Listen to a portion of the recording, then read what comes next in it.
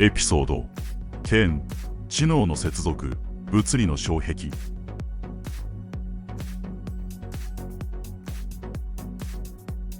現代のドローン制御において主流となりつつあるエクスプレス L、R、S。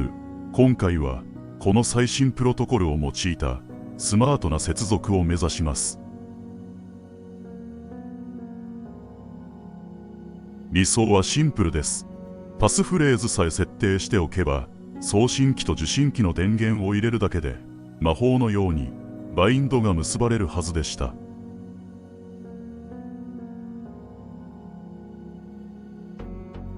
Ubuntu 環境でベータ FPV コンフィギュレーターを起動します。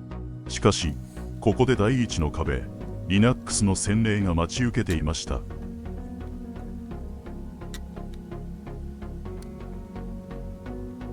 Web、シリアルの権限設定が思うように通らない。シリアルポートの認識が不安定で、設定項目がグレーアウトしたまま動かない。 OS の壁に阻まれ、スマートなソフトウェア設定は開始早々に暗礁に乗り上げました。仕方がありません。文明の利器を諦め、古典的かつ確実な手法、物理ボタンによるバインドへ転換します。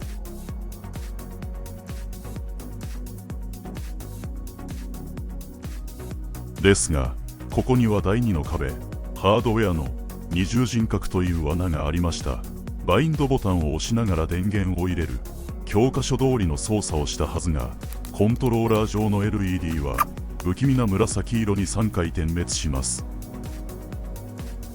これはバインドモードではなく、通信プロトコルの切り替えコマンド、内蔵レシーバーを眠らせ外部モジュールモードへ移行するというデッドロックです。手順通りに動いているはずなのに、システムが拒絶反応を示す。この時の困惑は筆舌に尽くしがたい。さらに第3の壁が立ちはだかります。送信機側の安全装置、スロットル、フェールセーフです。レバーがわずか1ミリ浮いているだけで、送信機はバインド命令を冷徹に無視します。ステータス LED が青色、つまり安全圏に入らなければ私の声は機体に届かない。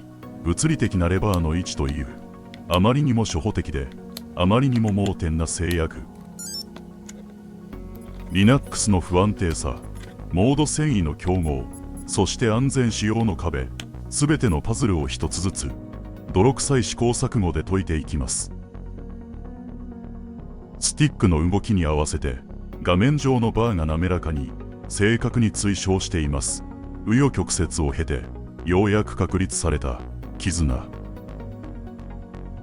設定完了という高揚感よりも、ようやく事なきを得たという深い安堵が工作書を包みます。